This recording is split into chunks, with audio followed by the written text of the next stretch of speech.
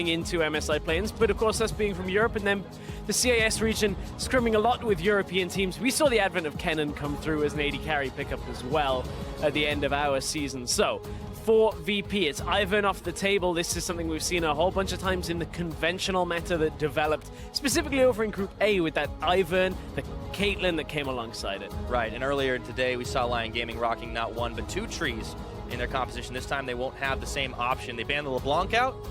That means no two trees, no two chains at this point, with LeBlanc being taken off, no Mimic available, obviously, and now we get to see where else we're going to go. Is it going to stay conventional? Because 4 bans in so far, Lulu being taken off the board is another one you have to anticipate.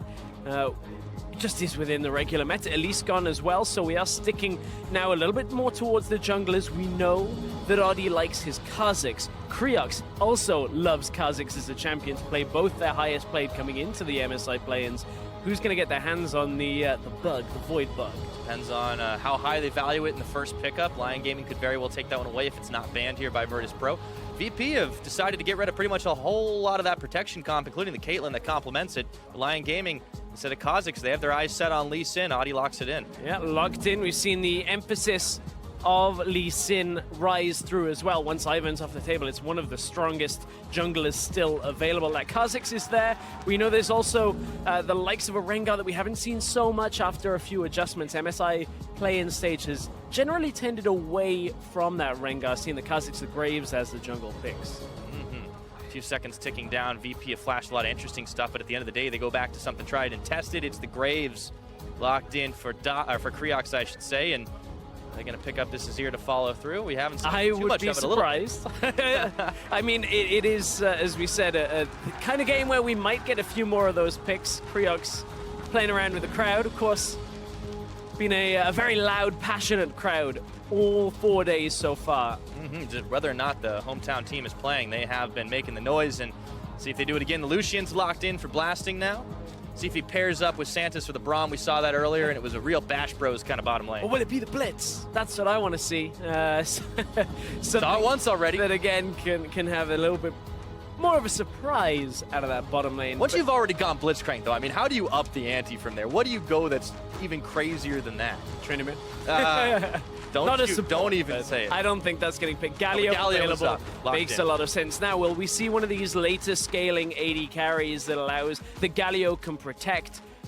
Or maybe we'll see the support focus taken away from the ability to play around that Lucian Braum composition, but this is a lot of frontline now for whatever White Lotus wants to play, and normally he's the one playing towards the front line, flashing forward, getting as many combos down as he can. The crowd just wants him to pick Teemo. That's what these guys are cheering for now. Why the hell not? When it doesn't matter too much, you're looking for the exhibition, give yourself a challenge. But why do that when you can play yourself something else strong up in the top lane? It is going to be the Rumble for Doxy. Yeah, up in the top lane. Those of us from Europe, of course, now would be saying, well, it's not in the jungle. A lot of our junglers like taking that in that We've had role, a couple of top laners playing Graves, just not recently. Not recently. Wouldn't be expecting that swap around now. But as we get into phase 2, here we get to see a little bit of that priority towards AD carries go against LYN Gaming. There goes an engage tool. Somebody that White Lotus would normally sit back on, get the engages down with the enchanted crystalline arrow. Will it be support focus or mid focus that comes out here from LYN Gaming? Well, they took the Braum away. Wouldn't be too surprised if they decide to shut down what else Santos can bring to the party. That mid lane, Paranoia, there are a lot of strong picks up, and that's one of them removed. Syndra no longer an option. Yeah, we saw the hover of Katarina earlier. That would be a fun one. Couple of hovers. Paranoia pick up. He did play a game of it back in CIS. Talia, remember, is his most played champion. And with a Rumble already on the board, you may very well see that come through. If VP end up blind picking that, obviously then they have to deal with whatever LYN want to counter pick with. Yeah, we were talking earlier in the day that VP should have gone off the Talia picks a little earlier, but now that doesn't matter too much. Why not stick to what you know? Maybe they'll try to branch out a little bit. It was Orianna earlier today. There's an Ahri band away. Speaking of mid laners, once again, Zaya wanting to keep himself in a favorable matchup. Won't be able to counter pick, unfortunately, but We'll see what Virtus Pro decide to pick up here. Are they going to take their mid laner or their support? Could be something like the Karma, the Nami that we've seen out of other support players. But as we said, Taliyah could be the option here if they're waiting to see what the AD carry from White Lotus is going to be. CIS special. Yes. All right, Absolutely. It's time to burn. Brand is locked in. That's a lot of firepower on the side of Virtus Pro. But is this the LYN Gaming plan? You have got so much frontline. You're going to bring an AD carry that can go right along with them. Well, I don't feel like I want to play Vayne into Lucian Brand, particularly, although Braum will defend against the Brand. The crowd is feeling exactly what I was, Stress. Braum will do a decent job against the Brand. I was feeling like I would want to see the Vayne. I just normally wouldn't want to think that was the best setup. Now, Braum Tristana is a fantastic lane for going aggressive. Maybe they do it here. That's a nice hyper carry. Scales up into that late game, self-heal and everything. Paired with that Braum, you can get those stacks on once you get your attack speed up and running. But this is another option. Another one. We got the Callista locked in. You can be chucking that Braum right into the thick of things.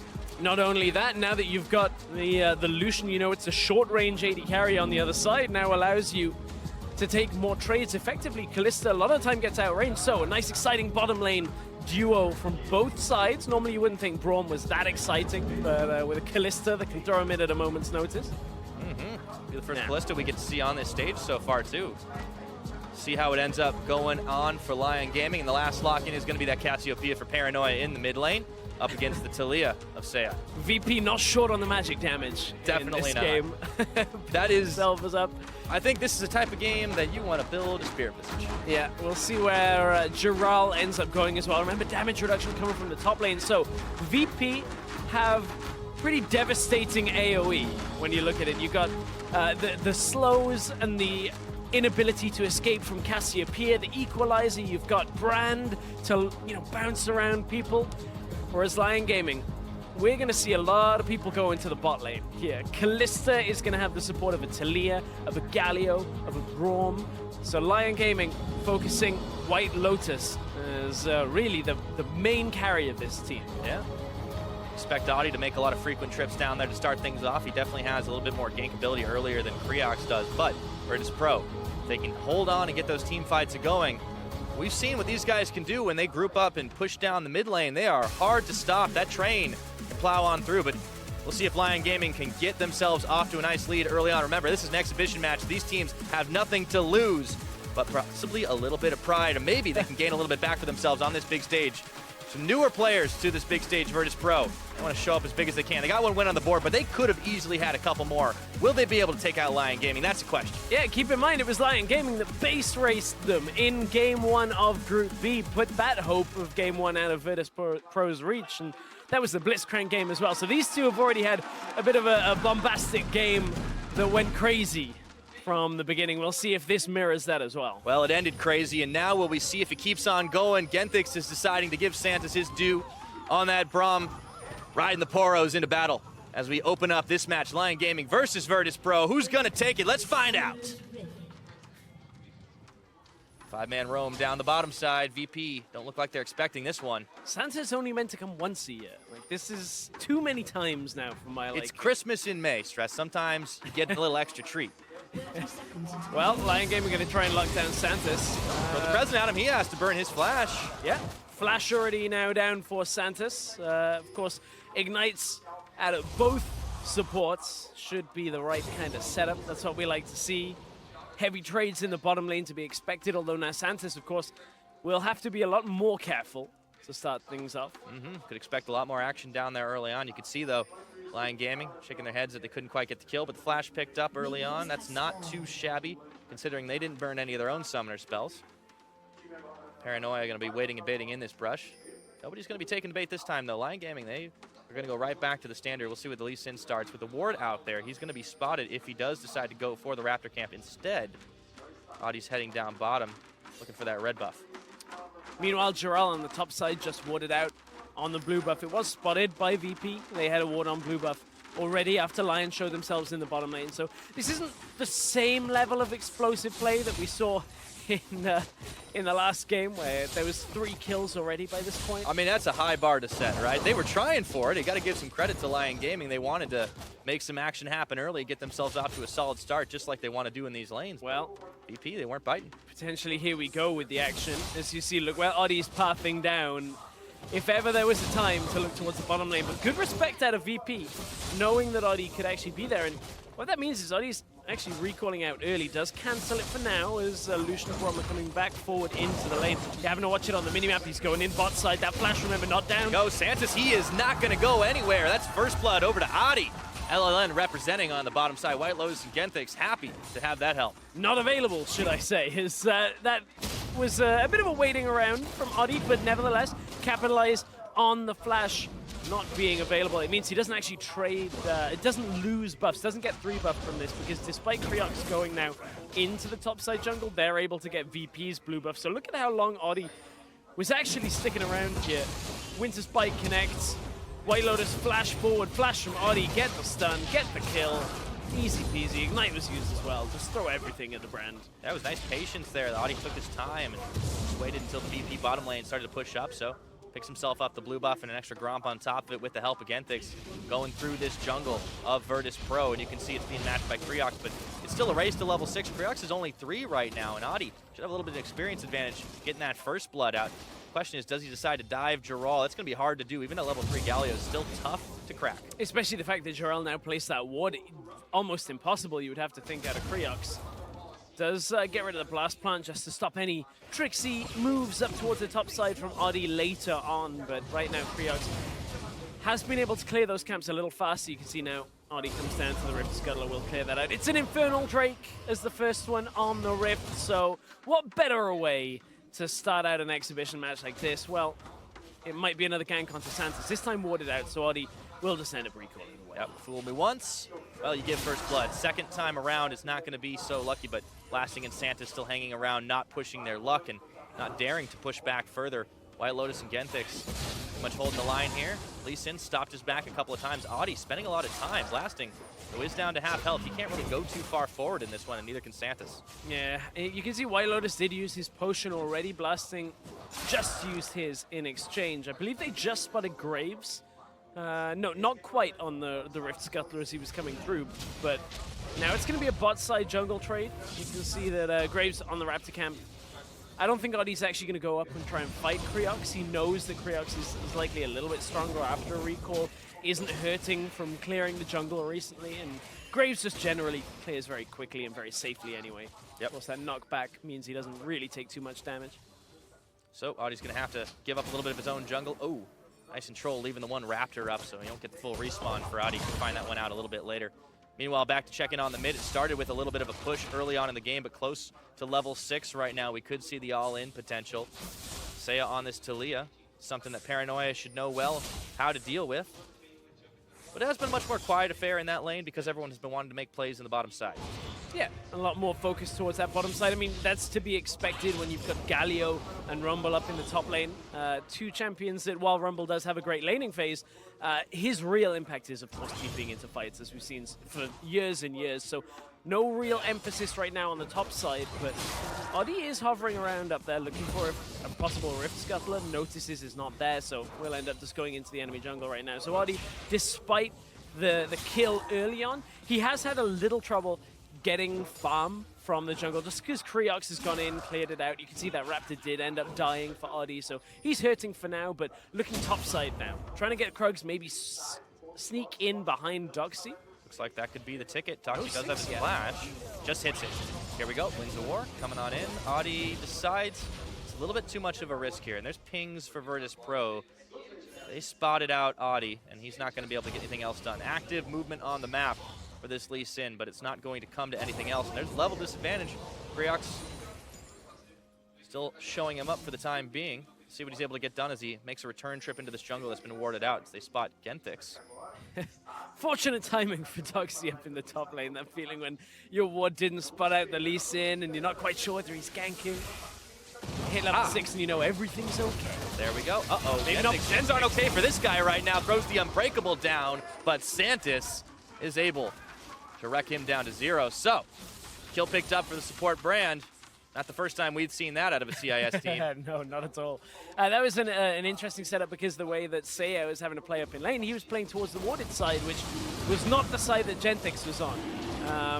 Gentix trying to get as much vision control as possible. Now Audi wants to come in mid. There's the Q as he followed the last second. No, he's not going to get the Lee Syndrome. Virtus Pro have been committing to this Infernal Dragon. It's going to go over to them, all set up by the kill on Gentix earlier on, and that's going to help this VP squad. Later the game goes, remember, their game plan is to try and stick it out a little bit. 1-to-1 in kills, the gold advantage is theirs. And that deterrent from Cassiopeia, you can see, just puts the miasma down. Audi knows, okay, I can't go in there. Tries to cut around the side, but doesn't want to end up getting all in there. So Audi had to hesitate for a moment. Does end up getting the ghost from Paranoia. It's a small win. Very small one, but nevertheless, we'll see whether that affects VP's ability to roam out of lane. Saying that, they did just get themselves an Infernal Drake from that kill they found on Gentix, so it's kind of all going in VP's way for now. Despite the first blood going against them, it's turned back around in their favor. Yeah, after Audi was able to pick up that first blood, even though he was all over the map, he just wasn't able to get anything else back for it. So despite the moves down bottom side, the constant pressure that LYN Gaming have been trying to apply, it's all come to naught for the time being, and they're going to have to try a different tactic because VP seem to have their number. For now, at least, and remember, this is how game one between these two ended up going, back and forth. Yeah, right until the teleport into the base. Back and forth. Yeah, that was one hell of a game, and even if this one doesn't have the same stakes, you wouldn't be too surprised to see somebody pulling the trigger on that. And VP, you got to think these guys are going to want revenge because they were so damn close to taking it. Yeah, you've also got to think that LYN Gaming would want a little bit of redemption, get a couple more wins on the board.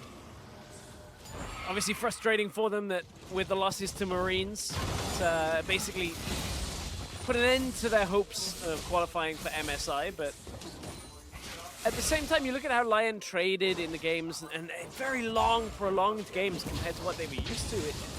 The Marines have seemed so much faster about playing the game, so much more active. I'm glad to see Audi in this game making proactive plays, just like Giral is now. Here comes Seiya into the bottom lane. They're going to cut off blasting right now. He just instantly dashes right on over. The walls aren't going to stop him, but looks like this could be the first tower going over the way of LYN Gaming if Doxy can't quite push it off. Oh no, the minions aren't there.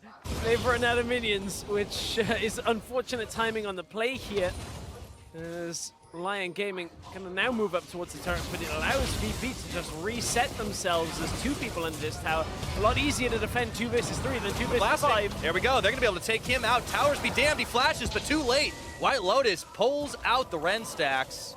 That's going to be all said and done, but Doxy's the one who gets to the tower first. First tower blood going his way. Meanwhile, Audi trying to get 10-1v2 in the mid as Seiya wasn't able to join him. Cut off for the rest of the team.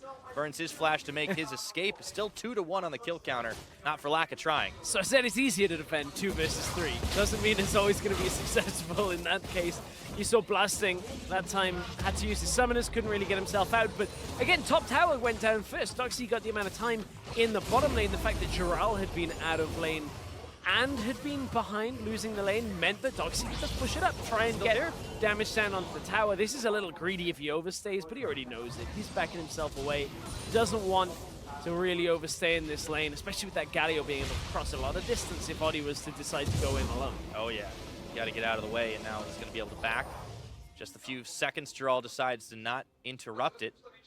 Like he wouldn't be able to do it, didn't have the cooldown for the Winds of War just yet. Seiya going to be able to pick up his blue buff. So 10 minutes into this game, things are still fairly even.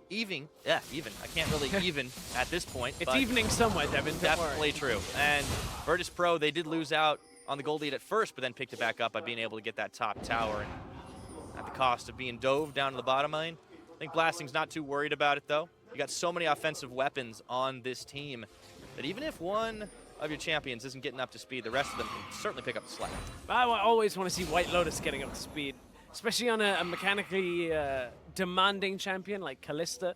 I want to see him flash in, just proc a billion Ren stacks.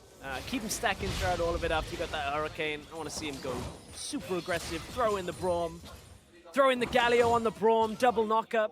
Yeah, that's a big, beefy front line. And honestly, one of the things about Braum being able to knock people up on his ultimate doesn't have the biggest range when he's trying to sit a little bit further back, but if he's able to close that gap quickly on a Fate's Call, that's a different story right now. Actually, triple knockup, you're right. Gentix throws out his ult, Giral comes in too. All that's missing is the Yasuo. This is a trampoline competition. Definitely. White Lotus definitely can show up with some damage. Yeah, He's one of the big carries. why of the didn't team. say you pick Yasuo? This is like the perfect game. The only thing they'd be missing is if that was an Alistair instead of a Brawl. Ah. Yeah, you get a big bouncy castle for sure. And they could have gone Zac jungle for even better. To get one last game in on the... It's the kind of things we theory the craft old when Zac. games don't matter for the standings anymore. Hey, the VP team, I believe, have Moo as their coach, who used to be the coach of Gambit. Just employ the Darien strats. Like anything you can think of that you can make work is gonna be great in a game like this. Well, the new Warwick's been pretty scary. Tears it up in the solo queue, but that's also in the jungle position. This game has definitely looked a little bit less like the solo queue. LYN Gaming coordinating, trying to find picks in the bottom side, but it just hasn't happened. VP have kind of dried that option up. And with the towers kind of open here, the question is, what are they going to look to try and snowball? It's hard to find anybody on the VP side getting those picks, and this team is not getting any weaker. No, not getting any weaker, but VP as well. You look at it, that brand when it has the ultimate available, still only level 5 for now, is going to have that massive impact in team fights, you would imagine. Get the multi-person ult down, get the equalizer on top of it, and if you just put it on everywhere you think the Braum is about to land, maybe at that point you can actually take all the knockups because nobody can put damage down on you if you throw out all the AoE. So you're saying damage is better than displacement? I mean, if you displace but there's no one on the enemy team to kill you, was the displacement even worth it? I think that is pretty rock solid logic here. I don't think it's going to catch on as much as if a tree falls in a forest and no one's around to hear it, but you know, Well, the maybe tree was somebody banned, will- so hey, not this game. One of them was. Yeah. I guess he fell over and we heard it, so... Pretty much. Oh, man. It's kind of interesting to see where LYN's trying to put their presence right now. It looks like we're going to get cut off onto White Lotus. Will he be able to get away? He does have both of his summoners, but he is burning way too fast. Doxy coming out of nowhere to pick him up really quick. And you got to wonder what LYN was thinking. Now there's pings flying for the VP squad, looking for fights on two fronts, or at least being able to siege down this tower. Yeah, White Lotus was too far away. You saw Galio the other side of the map, so didn't really have the ability to cross over. Now, of course, we'll utilize that teleport to get in and defend the wave. Here comes Adi. Remember, we can see him jump in. There's no equalizer available for Doxy. Galio can cross this entire distance if Adi goes aggressive. Nice dodge by Creox, lets him turn around. Jiral's here, though. Team seem a bit skittish. Not wanting to pull the trigger just yet. Very tense, very close. This is only 500 gold being the difference, and that dragon is definitely going to start to make more of it as the game goes on. Next one on the map will be the Cloud Drake. A bit less battle stats, but the teams can get into the action a little quicker. Adi's back to mid lane. Here we go. Looking for Paranoia. Kicks him right on top of the rocks, and Seiya cleans it up. Yeah, Paranoia had a couple of options there. Was wondering whether Adi would turn like he did in the last engage, so thought, okay, I'll go aggressive onto Seiya, try and play the mind games, stop some of the damage. Adi comes in from the top side, gets the kick onto the minefield, and there's not much more to do. There we go, the Braum knockup. Adi staying alive right now, and Seiya's still keeping the cover. Jiral even makes a hero's entrance. It gets a little bit of that damage reduction. A lot of the damage had actually finished in the fight, but Jiral wanted to make sure nobody could pick up a kill on Adi then, who had burned his flash already. Meanwhile, it means White Lotus is uncontested up top for a few seconds as Doxy's making the slow route up there, but should be able to clear this wave without too much trouble. He's got the Leandries. This time, look at how many wards are on the top half of the map for LYN Gaming. They're saying, no, no, no, White Lotus will protect you. Everything's okay. Just push the tower down. Because they know that blasting is going to do it on the other side of the map. This Lucian is just going to run forward with Santis, push down the tower as fast as they can. Nobody here to stop him, though. Compared to what Doxy's doing on the top side, 3 members of Virtus Pro, you can see where their equivalents are. LYN Gaming are all in the mid lane right now. This is going to be VP getting the faster push off. And the difficulty is, as you mentioned earlier, Doxy was able to clear out the wave underneath White Lotus without really any threat. And that means look how far away the next wave in top lane is. It's not even past the halfway mark of the rift. So it means LYN have to recall out, respect the fact they just lost another tower faster, as VP have been better at playing the tower game than LYN have this game. Yeah, a little unexpected. We saw VP, you know, like favoring, pretty much going up the middle time and time again. Maybe it's some time before they decide to do it this game. However, they've been out rotating LYN Gaming so far, and that's what's netted them a tower advantage here. 16 minutes into the game. see what LYN Gaming can do to really counteract that, but it's getting harder for these guys. They needed to get ahead early, and they're starting to fall behind. Big wombo combo fight. That's what I want to see. They aren't quite at the point where they have Hurricane on Callista, so not quite at the point where you can jump around a team fight and rend people into oblivion, but we're getting there. And LYN, of course, their games have gone on so long that most of them have been decided by team fights towards the end of it. It didn't really matter who was too far ahead either way. LYN Gaming just kind of winning fights and winning the game. Well, they do have a lot of experience together and playing on the big stage as well. This is a team that, remember, came in honestly expecting to win out of their group. A lot of people consider them a favorite for Group B, but Virtus Pro is showing up right now. Obviously, Gigabyte Marines were maybe not the biggest surprise, but certainly surprising to the likes of LYN Gaming. Virtus Pro looking to do the same thing. Doug C knows what's up with what his enemies are about to build. He is poised to potentially finish a Void Staff as a second item on Rumble, which we do see from time to time when you do have stacked AP. Certainly not that I'm just going to survive for a bit longer build. It's the, okay, I'm just going to kill you as quickly as I can. Yeah. Burn through all of your resistances. Why do you need resistance if you can kill them before they can do any damage? Exactly. See? That's the strategy. That's the other half of that strategy, right? Crowd control, the other one's resistance. Who needs it if the enemy are dead? Hey, you talked about channeling Darian. Sometimes that was the game plan for him. Bit of a history lesson on today. Blasting and Santos up in the top, being able to clear away what Genthix and White Lotus are doing. They've been trying and trying to hit this tower down, but they've really only managed to make a few scratches in the armor of it. Getting close to that 20-minute mark, the Baron starts to become a reality. White Lotus needs to get his items completed, but he's kind of been stopped up, just focused on the farming. When he gets that Hurricane, things will change, but still a ways off. Yep, duo tops for now, but not really the flashback to the lane swap meta, thankfully. At this point, this is just LYN not being able to push the tower down, and VP not having too many options either. That's the problem, is Sia just pushes mid, recalls, comes back to mid. Pushes mid, recalls, comes back to mid. Looks for a play anywhere else, but Paranoia isn't able to push in without getting a kill, and then Creox coming to help him, and that opportunity is very few and far between in the mid lane for VP. So that's why we're kind of at the stalemate. LYN not able to push on the top side, VP not able to push through mid. Means we've got very shallow vision control. It means you have less time to react on the plays, less time to set things up. You got to think, the longer the ebb and flow goes in the game, somebody's going to get antsy. Somebody's going to want to go for the push. Virtus Pro have been stacking up objectives, getting themselves a Cloud Dragon on top of that first Infernal. They might be the ones to pull the trigger, but if they're confident enough that they can just outlive, outlast, they may not do it. They might force LYN to play that game. But you can see Creox and Santos moving in. Genthix is able to dodge. There's the smoke screen. Unbreakable's on. He stands next to White Lotus. See what they get out of this one. Making a move towards the mid lane in mass. Doxy Paranoia already here. Baron's about to spawn. Nobody's eyeballing that just yet. Meanwhile, Giral still keeps the push going down on the bottom side. Teleports both available. Is this where we start to see the big fights?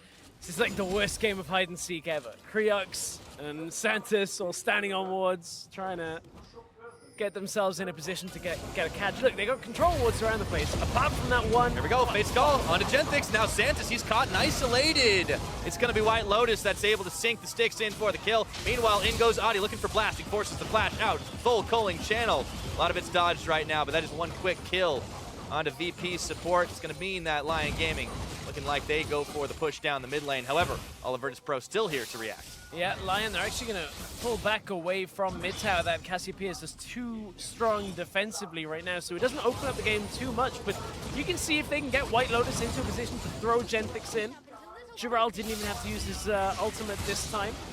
White Lotus got that engaged, but it doesn't translate into a tower. That's the problem for LYN Gaming right now, is they need more than just one kill on the support to really actually punish any missed positions out of VP. Yeah, we could definitely be in for a longer one. Usually teams start to take objectives off the back of fights, but since these haven't been big, decisive fights, just one kill, maybe two here and there, it means that the gold is still going to be a little bit lacking on both sides, and the difference maker could come later on in the game. It's building up to a big crescendo in that case.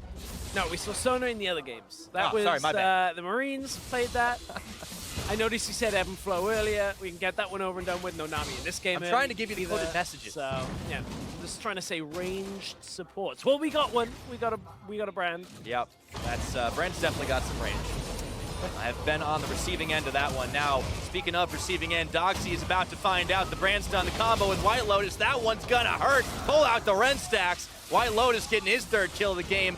Paranoia was looking for revenge on the mid side, but Seiya was there to back him up, and the wave should get cleared away nice and easy. Dodging out of miasma from Paranoia. Neither VP nor Lion Gaming can take down the mid turret. See, I don't think Doxy was listening to us. He got the Void Staff there. He was meant to kill the 3 of them, like 1v3, like at that point. Surely that's how you end up playing that one through. But obviously overextended in the bottom side. Now opens up the bot lane for White Lotus to push through. He's got a lot of time here because they've seen every other member of VP up on the top half of the map. So the bot inner is actually going to fall faster than that top adder tower that White Lotus have been looking at for like 5 minutes. Finally is able to finish that one off. So if you can't get one tower, move around the other side, grab that. Now it is 2-2. Lion Gaming evening up that score and getting themselves a small gold lead to boot. And you can see once that Hurricane was on, Kalista push power just gets so much better. You're able to just continually AoE rend and then move up to the tower, push it down, extra attack speed. Everything's all great there. And you can see it's such a big lead already. 3-1 for Kalista on the other side. 187 CS down, just over 20 for blasting. So really hurting in comparison to White Lotus. This White Lotus is going to carry these fights. He's going to jump forward. He's going to just land as many of those autos as he can and take people out. Yep, VP are going to have to look for another hero outside their 80 carry. Blasting's window still a while away from closing, but it's definitely not nearly as powerful. However, they do have that Rumble. They do have that Cassiopeia. They are not lacking magic damage if you include the brand as well. Speaking of, looking for the Braum. With the help of Creox, chase down, but you got to be careful. You don't want to get stopped and stunned up. White Lotus is also there, looking to throw the Braum in instead. He flashes forward, but in comes Giral with the Justice Punch, looking for Santos. He gets a stun off, or a taunt, I should say, and that is enough to finish the job now. Another kill goes the way of White Lotus. Lion Gaming starting to play with some confidence here, looking to finally push down this mid, but Paranoia and Doxy still have the wave clear for days. A lot of reasons to be confident for Lion Gaming right now. The 4-1 Kalista should be enough to carry this game through. QSS on top of it all, so even if you do get stunned by the brand or the Cassiopeia, get right back out. Speaking of stun, Doxy, he's on the wrong side of it once again. White Lotus picking up a rampage kill while Virtus Pro were caught snoozing on the Dragon. Creox could be in trouble. Sonic Wave connects, but Adi's not cool enough to go on in. But finally, it looks like this is the push that is going to seal the deal on this mid lane. Creox forced back. Blasting, the only one here to defend. In comes the brand. And no, they cannot do it. Paranoia was still there. Yeah, comes in from the side. Miasma goes down, blocks any kind of play onto the tower. And you can see that White Lotus ultimate still not quite available from the last exchange. Giral hasn't had that massive impact coming into fights that we wanted to see from him. Adi, can he do it? Oh, he can, Adi! And he's getting out. Style and play takes the Blastcone Express, and why not? Had your dinner, grab some Krugs for dessert. He saw Levi do it the other day. He's like, I can do it. Maybe not quite as smooth, not as flashy as the in and out straight through the back of the Dragon, but nevertheless, Adi comes up with the Cloud Drake steal. Well, takes away a possible second one for VP, and Lion Gaming, that's going to allow him to get some of those engages a little faster, perhaps. That's true. They match speed for speed right now. May not be the most important Drake in terms of battle stats, but it definitely has its own uses. And also, you can get inside the head. A team like Virtus Pro, when you do it, Adi, let's take a look at this one again. So, got the vision from the plant. Adi goes in. Early smite came through from Creox, and look, doesn't look like Adi actually smited. May very well have just been the resonating strike damage coming through to get that kill. Bit of a mistake out of Creox, but Adi comes in, gets the Dragon. It's like, whew, all skill. Sometimes you force the panic smite like they did out of Creox, and as a result, Adi was able to finish the job up. So, while the gold is still in Lion's favor, they managed to get themselves a Dragon to even things up just a little bit. And now the Baron starts to become the big objective to Jor. Either team not keen to start it just yet, but with the 5-kill Kalista, with the Hurricane Blade of the Rune King, starts to get a little bit faster to do. If they can get a pick off, that might be the option for Lion Gaming. May very well. You can see Adi looking set up for another dive himself. There's collateral damage burn by Creox. He pushes back, take a lot more damage than White Lotus was able to dish. Santos was able to catch sight of Adi, get a little bit of extra damage on top of him, but VP need to be able to group for these team fights. Doxy heading down to the bot while Seiya's up in the top. Oh, Doxy's actually hanging around in this jungle right now, so it's LYN Gaming getting the push off. It's taking its time, but Seiya finally getting up to this top side. It is a closer game, I think, than it looks like from the side of VP. They are only 900 gold before this tower goes down behind, so VP certainly aren't out of it. And of course, we haven't had any of these big fights that we're really expecting as a 5v5 setup. We've had a couple of skirmishes that have gone in the way of LYN Gaming, but VP certainly not out of it. Yeah, first couple of days we really just saw all action all the time, and now when it comes down to it, we're in the exhibition match portion. Now we're not getting the action. We're not getting the crazy action. I don't understand, but that's okay. Maybe try to play it out as clean as possible. That's the VP and LYN strategy. Here is a Weaver's Wall to cut off nobody. Blasting's able to relentless pursue over it, and now it is the game of ebb and flow with the wave once again. That was less of a wall and more of like a theme park barrier, right? Where you just duck under it. Not exactly. No security guards watching on that one. No, there was not a budget for that one, so didn't get approved yet. So LYN, they want to go forward onto that mid tower, and they just can't get it. His defense out of Paranoia has been, I kind of want to say strong, but at the same time, it's Cassiopeia. So always has this as a positive, is you just throw Miasma down and clear it out. But normally the way of beating Cassiopeia is you go around the side and just come and kick her with the LYN, but VP have been playing pretty well around defending mid lane. Well, there's one thing I've seen from this entire tournament so far, it's that Virtus Pro definitely know their mid lane. Hard to collapse on these guys. They know how to come together at the right time. And as a result, that tower's still standing. Both towers still standing, of course, because Seiya's not been slouching on clearing away the mid lane waves either.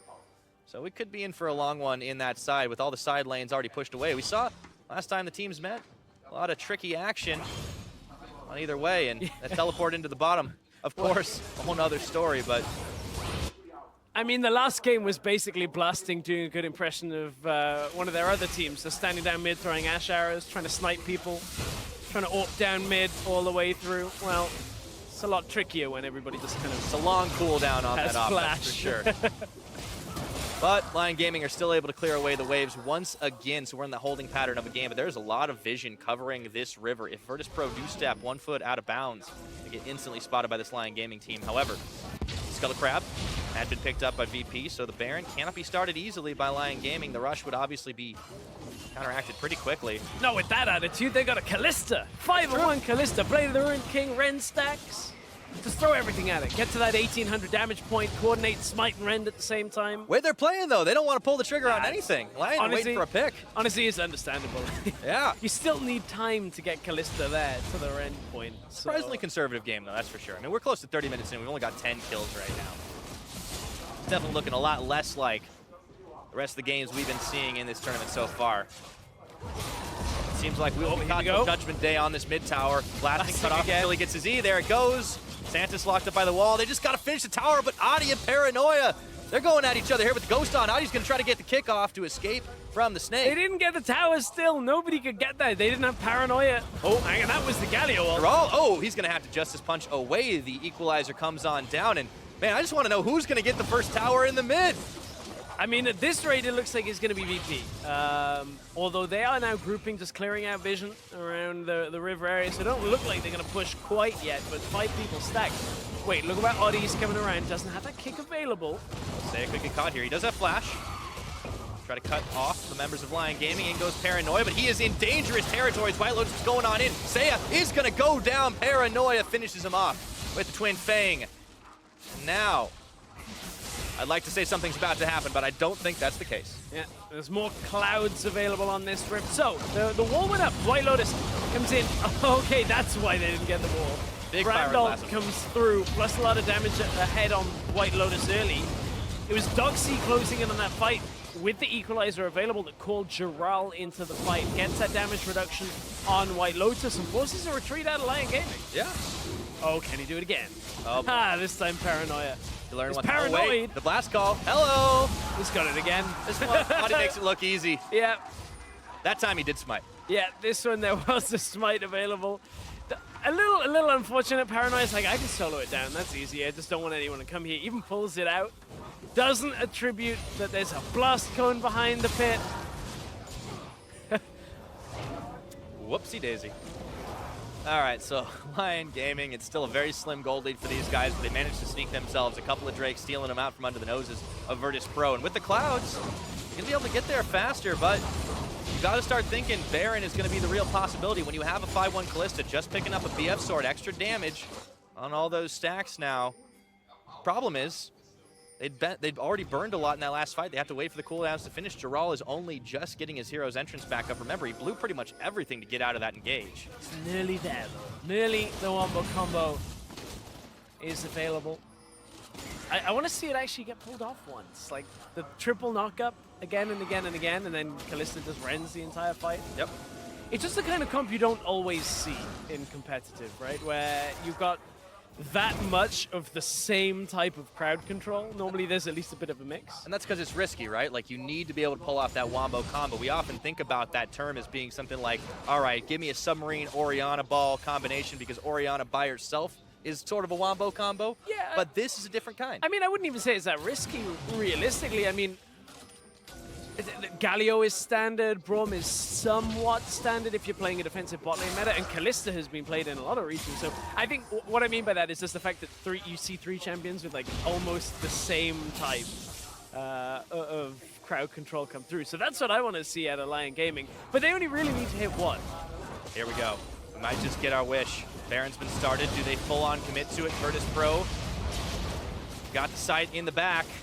White Lotus is like, come on, I got this. I got the Ren. Got a lot of damage, but they don't want to go all in for the Baron. And you can see VP, all they had to do was show up, flex their muscles right now. Creox looks like he finished off the Scuttle Crab, and now VP's in prime position to finally finish off the mid, but here comes Gotti around the side. Where's he going to go right now? Looking for Creox, who chases him back in a way. Cat and mouse, there's the equalizer in the back. Genthix popping up Doxy, here we go. It's a hero's entrance, but Doxy has gone gold just in time to go down. The Weaver's Wall coming out. Force and Flash is isolating Creox. There's a Sonic Wave collateral damage. He's going to close a lot of distance there, or get the hell out of Dodge. Now LYN Gaming with the top laner down. Do they risk to start the Baron off again? Well, I know they got 40 seconds before Rumble's available, so despite there being the Rift Scuttle of Vision in favor of VP again, Ren plus Smite should be enough to outdamage anything VP want to throw at this. So they might just want to try and take the fight. The Baron can be their fifth man. Well, they don't have a top laner up and available. Jaral sends the winds out. VP are blown back. Just a couple of seconds. The Baron is thwarted. LYN Gaming cannot capitalize, and the mid tower is still standing. At 34 minutes into this game, VP want to get the kill, but they just can't do it. Yeah, LYN will defend it again. So one of the reasons that LYN didn't all in on the Baron there is the fact that Paranoia ultimate available, Santis ultimate available. They didn't really want to take a team fight against two of the big team fighting tools. This is the engage onto Doxy to start. Finally has that Zhonya's goes, haha, now I can utilize this. Dodges out of the knockup only to get hit by another one of those spears coming from White Lotus, and then it's a pretty easy follow-up. Looked like a little bit of a miscommunication out of C and Oddie just on the position of the wall tabs, that Oddie couldn't follow up on the Sonic Wave because the wall was blocking him for too long, but nevertheless still a fight going over in favor of LYN Gaming. VP still maintaining the CS and lead differential has been the case for the most part of the game. Yeah, I mean, it's really come down to just a handful of picks, and that's what's making the difference, right? Both these teams kind of came to play, but instead of playing League of Legends, they were playing tower defense for a while, and it looked like LYN Gaming was the one who got the better of that. With the 4 towers to 2 right now, LYN still want to take out the Baron. They cleared vision away from the pit. They're going to go ahead and give it another crack, and Genthix the only man spotted. Here comes the blue trinket.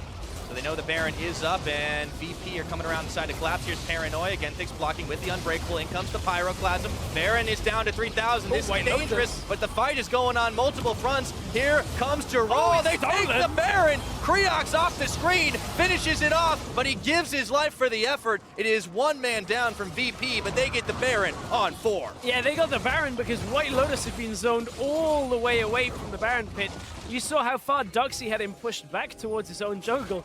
We last saw Baron at like 4,000 health. So Creox, somebody else was doing damage to that Baron at the same time. I hope the observers will end up getting us a replay of that because I want to see how low that was when Creox actually got into the pit. Nevertheless, that is the kind of play that will get VP right back in control of this game. Oh yeah, and they definitely have some smiles on their faces after that one. You take my dragon, all right, you take it again? Okay, now I'm mad. I'm gonna take your Baron, and here's how it happens. So here we go. We saw it at 4,000 health in the Pirate class and went in. 3,000 health on the board there. Who is it that keeps stealing damage? Oh wow, okay, it's just the explosion out of some of the brand damage, plus Creox puts down damage on top of it is enough to steal a whole bunch.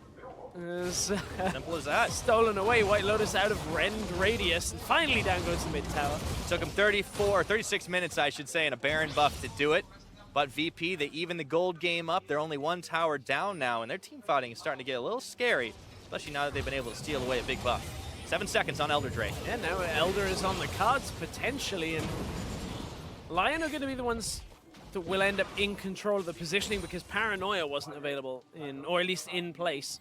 Keep thinking there's a Nocturne in this game. Yep. I think you're just a little paranoid. There we go. Thanks, Backstab. This surely has been a crazy train on the way to a 40-minute game at this point. All aboard stress. White Lotus. All right. Gonna solo it down. Everybody sees this one coming a mile away right now. So, talked about a crazy train. Well, the pain train was coming for White Lotus. He is in some trouble if he were to commit to that one, but he's able to hop out. Baron be reset. 7-1-1 though. You talked about him being a big carry. It's certainly going to be the case. And now they've caught Paranoia. White Lotus gets himself an 8th, and he brings his team to the party. Seiya narrowly etching it out. Burned both of his summoners and most of his health bar to get out of that one. Maybe now is the time for the Elder Dragon in earnest. Yeah, I mean, they can turn away towards this if they want it. They can bait in Doxy. Either is a good option for LYN right now. They're slowing down the Baron buff. Only 1 minute remains on that buff, and it means that LYN just have this exceptionally strong fight if Kalista is alive. Yeah, and now they've gotten a taunt up onto Creox. Seiya still pushing out in the middle. The rest of the members still doing damage. There's a lot of Ren stacks sitting inside of it. They're even going to get themselves a redemption to stay nice and healthy. VP are zoned off, and there's only one way that this dragon can go. How much is this going to be? 2k health off a Ren? When's he going to rend it? When is it?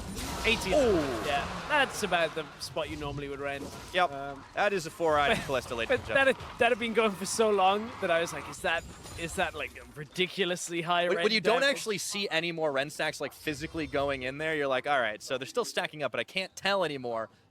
That's got to be a lot of damage. I love those videos of people when Kalista came out, or not when she came out, but when the Rift Scuttler was implemented, and you'd auto the Rift Scuttler for like 5 minutes in a custom game, throw the Q through into the dragon, 1 rend would kill it from max health. That was one of my favorite things that people were doing with Kalista.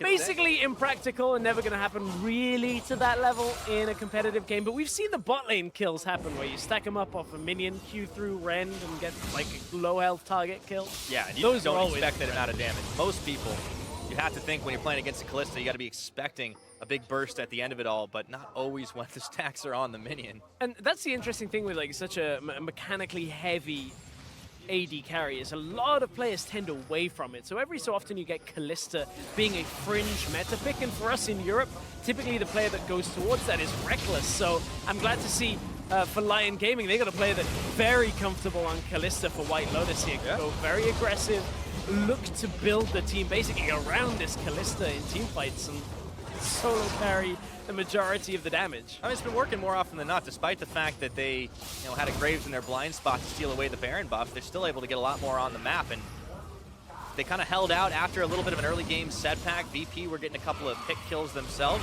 They've been held to only 4 this game, and we're 40 minutes in. We talked about one explosive fight really meaning the difference. Well, the clock is ticking, and it's about time. Yeah, there haven't really been that many of those explosive large fights. Creox. He almost blew up himself. Pillar of Flame covering his escape. Now it's LYN trying to siege down the top once again. Gallia waiting in the brush. Doxy. Here comes Giral. Equalizer thrown down. He goes golden behind the wall. Blasting. Throws down a big culling chain. White Lotus looking to play big with Genthix. Instead, he pulls him right back in. Redemption comes out. There goes the tower. LYN Gaming don't want to push their luck. That's 1 kill on the tower, but no kills on Champion. Look at how low the health bars are for LYN. That was all for an inner tower, while they had Elder Drake as well. Okay, it doesn't really augment much of their tower pushing, but that fight, they took a whole lot of damage. And LYN Gaming, you can tell they're not quite far enough ahead to just kind of close the game out. Despite having an 8-1 Kalista, that's where almost all of the kills have gone. Yeah, big damage dealers on the VP side, though. Even though they haven't been able to find a whole lot of kills, they're able to push back. And it's the wave clear power of Paranoia, blasting with the culling. Even if he was set behind, he's still able to do a lot. And VP are not going down without a fight. Or at least without a lot of wave pushes. Not without stall tactics. They want to try and take us to overtime. Just might do. Sadly, not a function. Well, when the game clock can creep up as long as you like, VP just might find themselves in one a little unofficially. 42 minutes could be in, like I said, for one of the longer games we've seen in this play-in stage, if VP can keep the stall up. And that was so crazy to us because LYN Gaming come into this, their average game time in their region is 31 minutes, 30 seconds. Average, over 31 games. We had in the first day they played a whole lot more, and here it's following the same trend. At least they're getting experience playing the longer.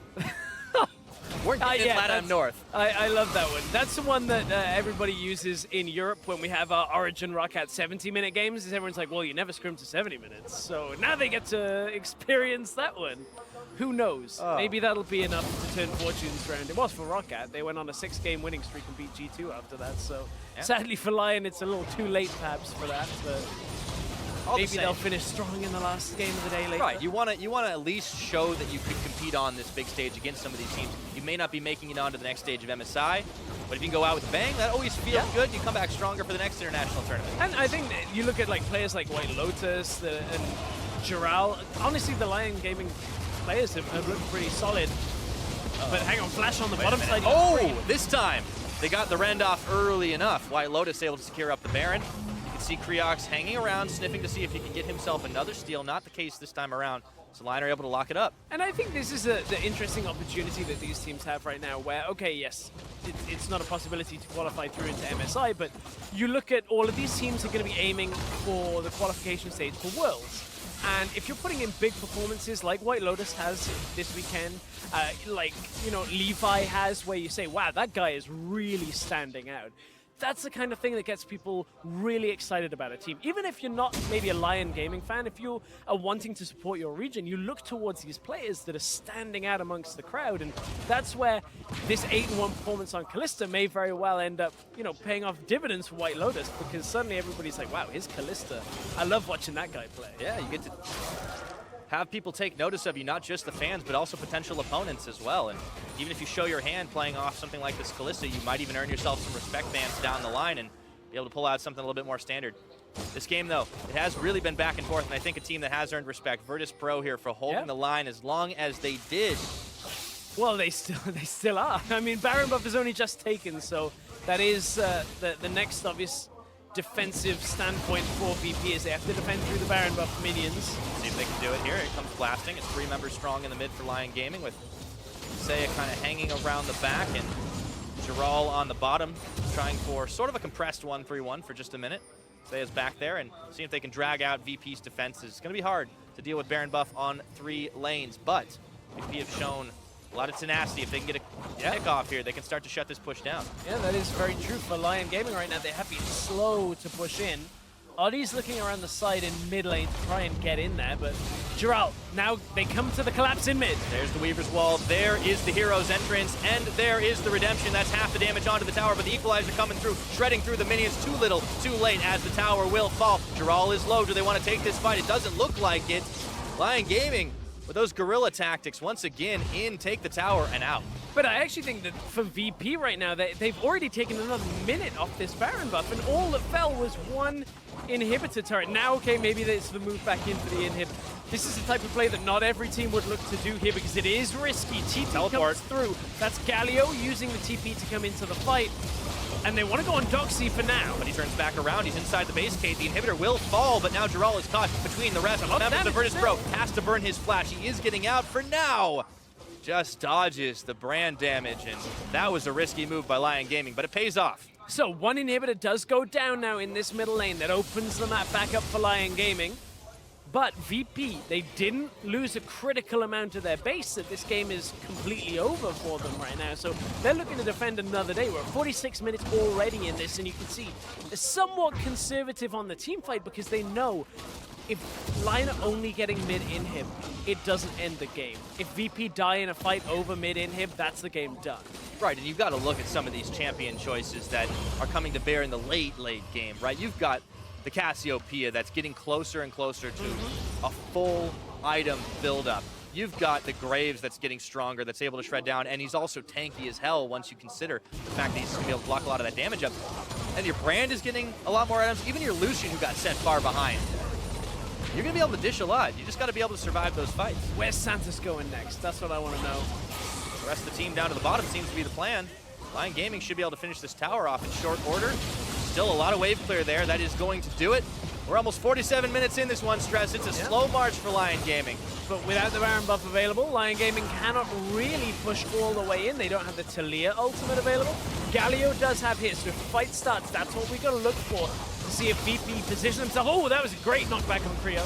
Found him, but he was able to dash away. Adi gets healed up courtesy of the redemption from Genthix, and now looking for inhibitor number 2. LYN Gaming playing it out cautiously, keeping the waves nice and thinned, and Unbreakable is going to be popped there. A couple more minion hits on the inhib. It's not going to go down just yet. Pyroclasm got used. I don't know whether it was blocked by the shield of Genthix, but it did end up kind of stopping, I believe. Maybe hit another couple of people. Meanwhile, top lane has been neglected here by LYN Gaming. Virtus Pro, they have the Winions there, but can they hold this inhibitor line? Supers in the mid. Their defenses are wearing thin, but can they keep it alive right now? Adi's nearly gonna fall as he's got to safeguard out to Genthix. Elder Drake is up in 45 right now, so LYN Gaming may end up just pulling back away from that. You can see how low Adi was after that exchange. As is White Lotus. Callista heals up of 2 autos that hit 3 minions from 30% to full.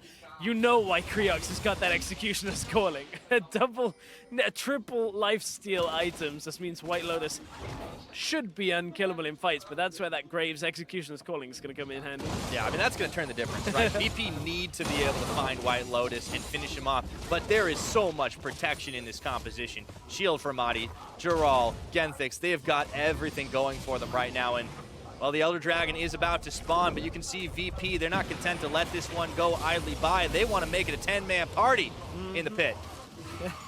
I'm waiting to see whether Genthix ends up getting something like a Knight's Vow or someone does get it even more protection. Disgusting. He's already got Locket, Redemption, Face of the Mountain. There's double GA on the side of LYN. They're difficult enough to kill. And then you got to try and take out White Lotus. Talia Wall gets cast. So surely this is the final nail here. It's going down slowly. They're not going to go ahead and take it right now. VP backing off, giving away this Elder Dragon to LYN Gaming. And in another minute, there'll be another Baron available. And these guys should have the tools to finish the job. But it is a very, very late game. And if VP can take a fight, turn it around, those death timers are way too high for LYN Gaming to do much about it. Yeah, exactly. Like, okay, VP, they got a lot of towers and inhibitors stood in front of them if they do take a fight. But if White Lotus doesn't manage to get himself free, of whether it's the Cassiopeia ultimate, the Brand stun, does of course have Mercurial Scimitar and hasn't really been forced to use it too much in this game. I mean, one stray stun and a lot of damage comes out. White Lotus dies. Nobody can really survive against the rest of VP. Ooh, Adi, be careful here. Yeah, he's going to have to survive for sure. But on the flip side, we also haven't seen that Wombo combo coming up huge because it has just been a pick here, a kill there.